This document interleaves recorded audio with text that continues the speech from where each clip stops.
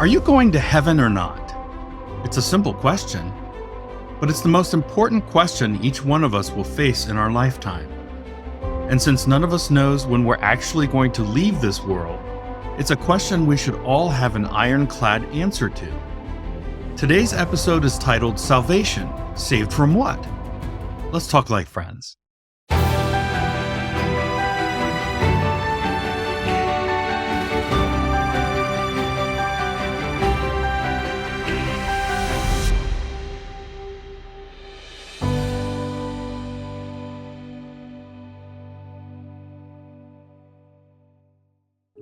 Hello, and welcome to Talk Like Friends.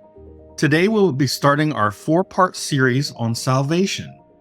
Now, if you haven't watched our intro video, I encourage you to do so. We talk about why people are so horrible to each other online and what we can do about it. We also talk about how the show got started and why you should watch and join in. You can learn more about Talk Like Friends by visiting our website at talklikefriends.com. And you can join in on the conversation by joining our community forum at forum.talklikefriends.com. The forum is a friendly, safe environment away from all the social media nonsense, where you can ask all your burning questions about God, the Bible, and Jesus. You can also post, comment, live chat, and private message with me and the other members of our team. Now, salvation is a very big subject, so we've decided to break it down into 4 episodes. There's today's episode, Episode 1, Salvation, Saved from What? Episode 2, Salvation, What We Deserve. Episode 3, Salvation, What It Is and What It Is Not. And Episode 4, Salvation, How Do I Know I'm Saved? When we ask the question, are you saved? What are we really talking about? Saved from what exactly? Well, first off, Jesus saves us from a life of sin, which is a good thing because sin completely ruins your life. Whether it's drugs, pornography, pride, anger, infidelity, lying, cheating, stealing, we're all sinners. But those of us who have not been set free by Jesus Christ are still slaves to our sin. We have to obey sin. We have no choice. It is our master. I think Brian Welch from the new metal band Korn said it quite poignantly in his 2008 solo album, Save Me From Myself. Talking about his past drug use, Brian writes the following: Save me from myself. Can't quit. I tried it. Your love? Denied it. Can't fake it. I hate it. Please help me, God. Save me from myself. I'm begging you, God. Save me from my hell. Now, I know what some of you are thinking. I'm not addicted to drugs. I don't have a problem with lying or cheating or even pornography. In fact, I don't have any real addictions at all. Well, I'll admit that some of us have had it a lot easier than others. But I would ask you to search your heart. Is there anything you struggle with? Is there anything you wish you could overcome? And most importantly, why can't you seem to beat it no matter how hard you try? The Apostle Paul puts it this way in Romans 7:14.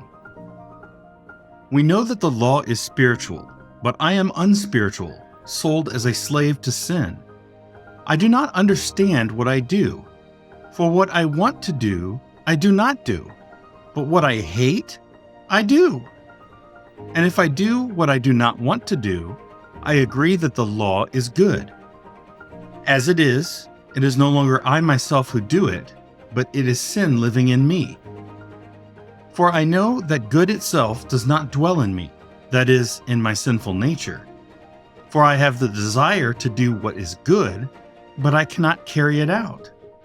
For I do not do the good I want to do, but the evil I do not want to do, this I keep on doing.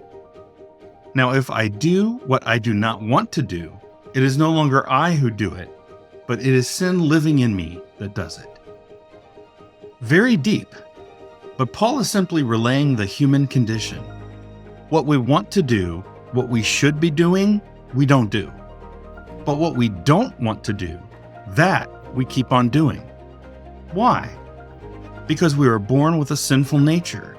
Some call it human nature. But God gives us victory over sin and death through Jesus Christ, and in Him we are more than conquerors. Next, Jesus saves us from eternal death. To put things into perspective, this life is like a breath. It's so very, very short. Something I'm discovering the older I get. So even more important than being saved from sin in this life is being saved from an eternity separated from God. You see, if you spend your entire life rejecting or ignoring God and His repeated attempts to reach you, He will eventually give you over to what you really want, an eternity without Him. But here's the problem. God is more than just the Creator.